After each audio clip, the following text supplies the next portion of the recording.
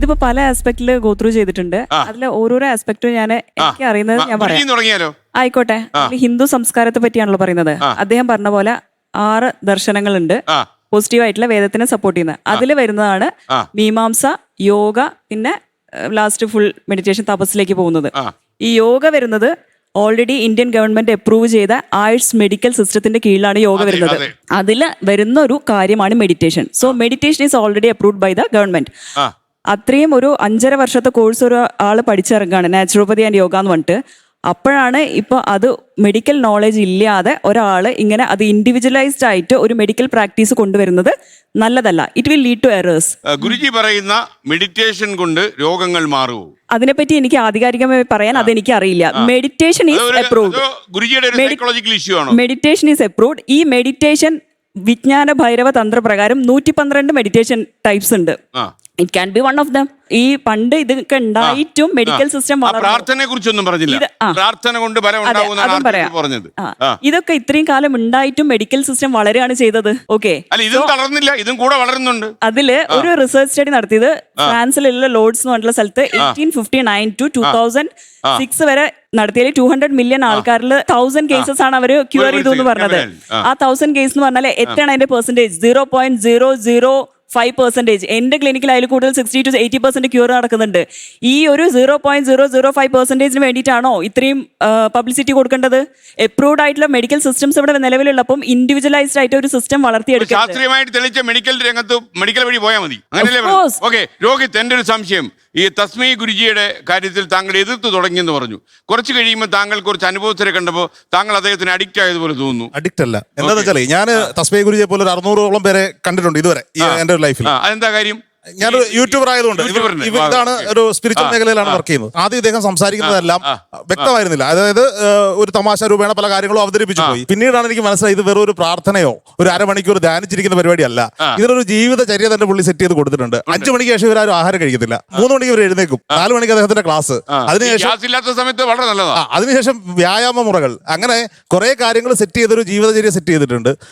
അതിൽ പോയിട്ടുള്ള ആളുകൾക്ക് രോഗശാന്തി മാത്രമല്ല, മറ്റു പല കാര്യങ്ങളിലും ഇത് ഗുണപ്രദമാണെന്ന് 100%. അല്ല, ഞാന് ഒരു പാസ്റ്ററാണ്. അതെനിക്കറിയാം. എനിക്ക് ചെറുപ്പത്തിലെ രോഗസൗഖ്യത്തിൽ കൂടാണ് ഞാൻ യേശു ക്രിസ്തുവിനെ അറിയാനിടയാത്തരുന്നത്.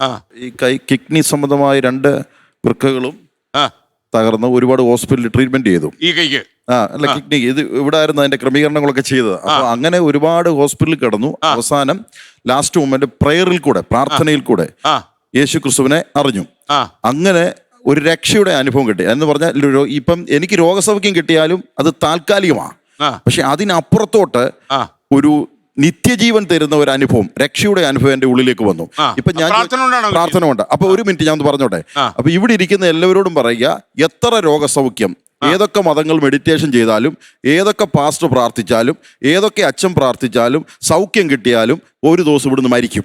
അതുകൊണ്ട് ഇവിടെ നടക്കുന്ന സകല രോഗങ്ങളും മെഡിറ്റേഷനിൽ കൂടെ ആണെങ്കിലും എന്താണെങ്കിലും ഒരു കാര്യം ഓർത്തോണം, അത് താൽക്കാലികമാണ്. അതിനപ്പുറത്ത് ഒരു നിത്യജീവൻ യേശു ക്രിസ്തുവിലൂടെ പ്രാപിച്ച ആ രക്ഷ എന്റെ അനുഭവത്തിലുണ്ട്. ഇന്നുകൊണ്ട് നാളെ രോഗം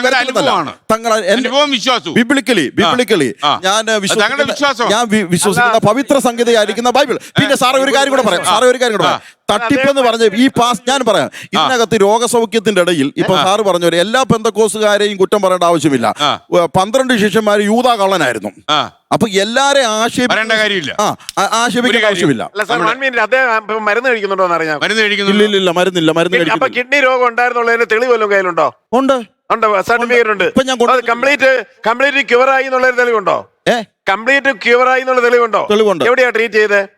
മുത്തൂറ്റായിരുന്നു ഹോസ്പിറ്റലിൽ. രാജൻ ഡോക്ടർ. പത്തനംതിട്ട തിരുവല്ലയാണ് തട്ടിപ്പുകാരുടെ.